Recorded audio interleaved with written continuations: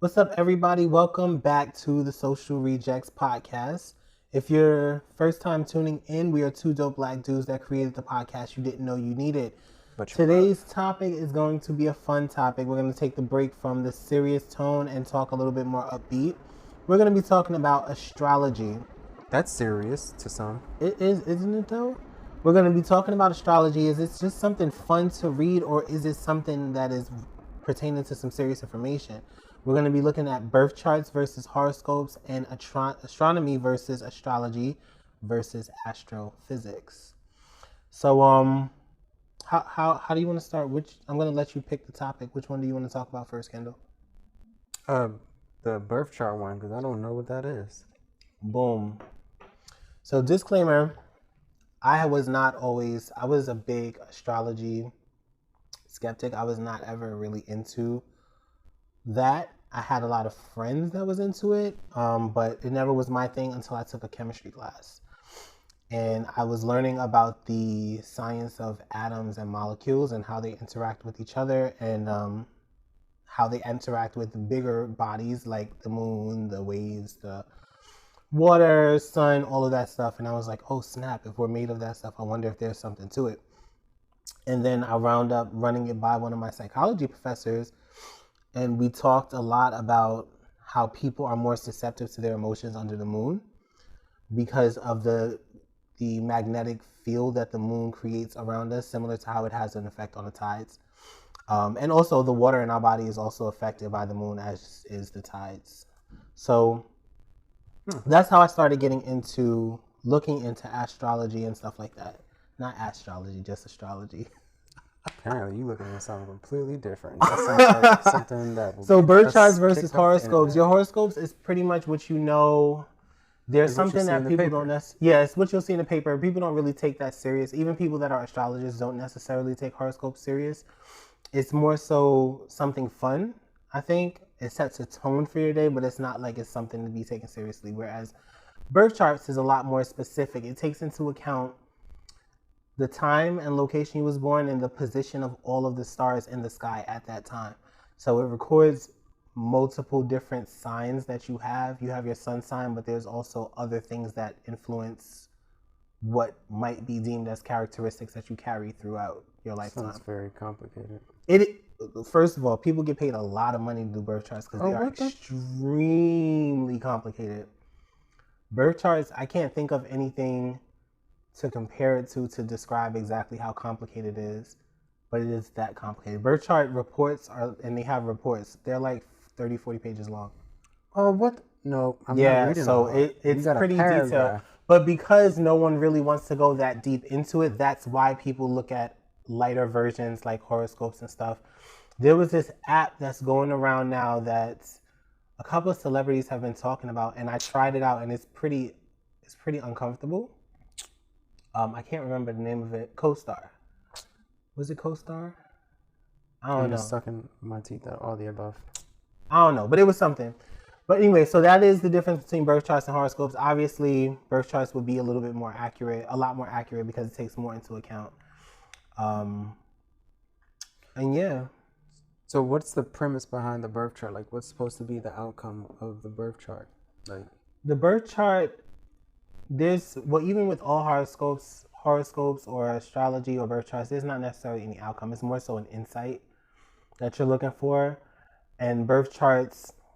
An insight into what? To who you are or how you're supposed to be? Or I would think like energy influences on where you were born into. So I'm not an astrologer, so I can't really speak to this properly, but I'm going to do my best. You give a disclaimer. You're good.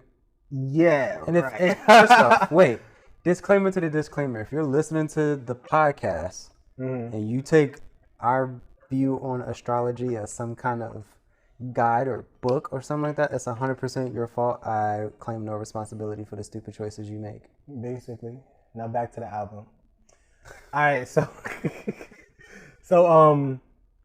the concept is that there are always fields of energy around you, just like anything that has a pulse has a field of energy. Anything that is within the realm of existence has a field of energy.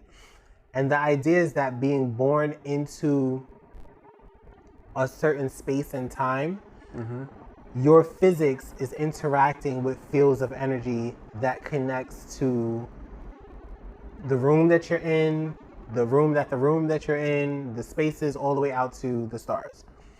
And there's magnetic fields that push and pull those fields of energy.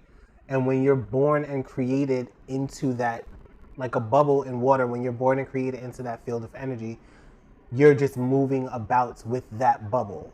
Like, so if you think about a bubble that is created out of nowhere that can't escape the water, that would be your life. Your life is a bubble within a field of energy, and you're navigating through the waters.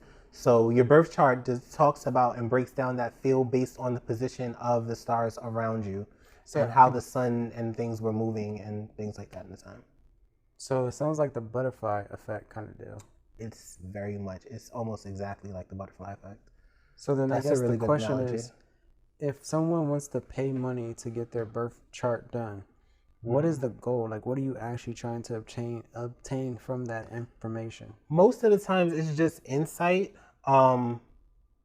It probably starts off because people notice that their sun sign, or what people are saying about their sun sign, is not them.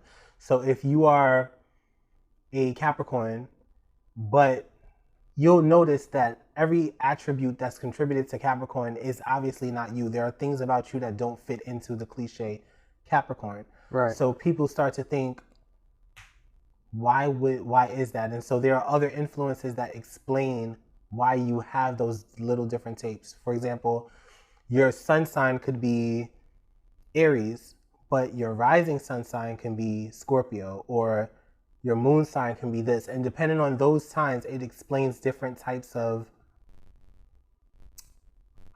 characteristics and influences.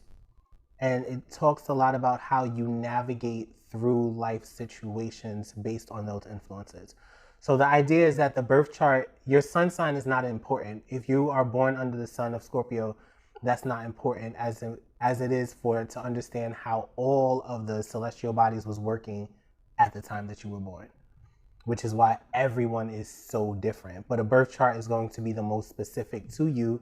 It's going to be very unique to you, and it's very unlikely that there'll be many people. Well, no, that's not true, because a lot of people were born in the same hospital at the same time as you. Literally, So bunches. Like. Right. So there will be people with your birth chart for sure. Some people take it to the next level and look up their birth chart as well as the birth charts of the people that raised them. It just depends on how deep you want to go, but most of it is insight, not in terms of future sight. It's like helping you gain a sense of yourself. I know a lot of people that use their birth charts instead of going to therapy. Actually, they see someone to put together the birth chart for them to understand it, and then they find little cycles within their birth chart that are like traps, and then they try to like challenge those thoughts and stuff. So it can be pretty useful. I don't recommend that you use a birth chart instead of therapy. Take your ass to therapy if that's where you need to be. Go sit in that couch, go cross your legs, sit down, talk to that person. But I definitely, and you don't pay for your birth chart. Like nowadays you can get it done for free. It's just so popular. But obviously when you pay for someone firsthand to do something like that, it's you more get a slightly different experience. Yeah. You get a different experience. You might feel like it's more accurate. Yeah, but all you need for your birth chart is to know where you were born and what time you was born, and which is on your birth certificate. Yeah, exactly. So all you need is a birth certificate. That's all you need. Social security, credit card, home address. Wait, why you? Email. No. What? No. We're not putting out all that information out there. That's not a birth chart. That's a steal your birth and identity chart. Nah, that's a mortgage. Right, exactly. Somebody trying to get something in your name. So that's the difference with birth charts. Astronomy versus astrology. Astronomy versus astrology. Yeah, I realize I don't have an opinion. Like, I don't care, like, enough about why I am the way I am to put in the effort into a birth chart. But I definitely agree 100% with the sun signs. Don't really make a difference, because I know mine doesn't match me at all. Yeah. So But yeah, that's definitely informative, because I know I'm not the only person. I know there's a lot of people like me who just shun astrology completely off solely because we only know of it as the sun signs part. And the Not horoscope knowing parts. all the rest of the stuff that goes along with it. Yeah, because none of that other stuff is put out regularly enough to where it's easily just. Yeah. You have to talk to someone that's into that kind of stuff to know that stuff exists.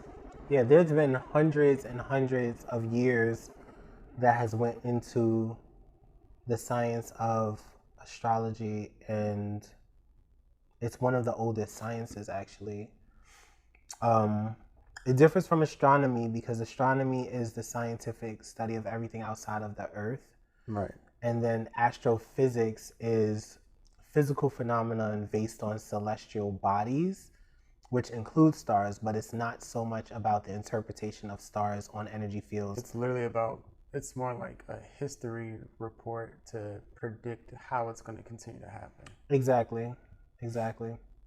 That part I know. Okay. Astrophysics. Well, I don't understand it. Let me rephrase. From a very basic high school level understanding, entry level college understanding, I got astrophysics. That makes sense. Okay. The rest of that stuff? You might have a career in front of you as an astrophysicist. Or no. Too much schooling? No, too much of stuff like looking out into nothingness. Like, I'm okay. That might be therapeutic for you. Nah. Maybe you need to spend some time. I looked up at the stars all the time on deployments. Really? I didn't take you as a stargazer. You don't have a choice. What else you about to do? You looked up at what were you thinking about when you were looking Absolutely at the stars? Nothing. I was thinking about I want to go home. No, that's mad sensitive. Nah, but like you were staring at the stars. I would look at like a star and wonder because there's no the stars like don't home. Actually. There's no move. place like home. No, no. Wizard of Oz, you weirdo. But like I would look at a star and I would try to like keep my eye on one particular star and wonder how many people in the world are looking at that same exact. Wow, Kendall, that's kind of deep. Not really. It's just me being curious. Like, I wonder if it's like 5 people or like 300 people.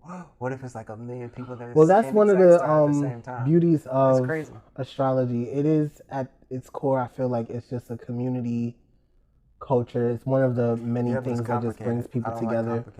But look at you being pensive and looking into the sky like Aladdin. No, not like Aladdin. Like I'm on the flight deck on the aircraft carrier. You know, boo, one day. Put it like this. We're gonna live in that. New York City, and you look up. You know what you see? Light pollution.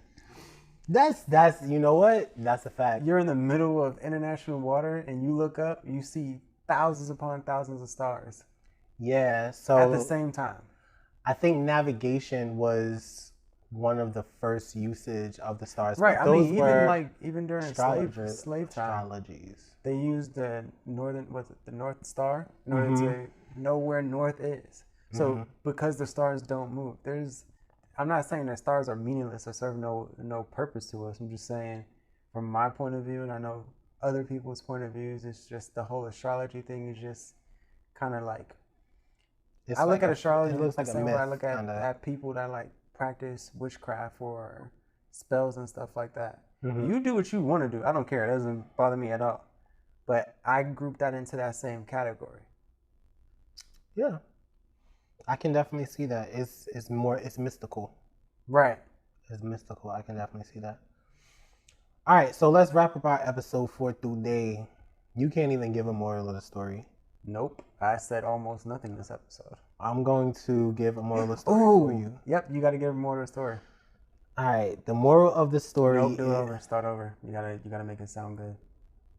I didn't even start yet. Yeah, but I didn't like the way you started. The moral of the story. You're too plain. You gotta perk it up. I'm piped up right now. This is it.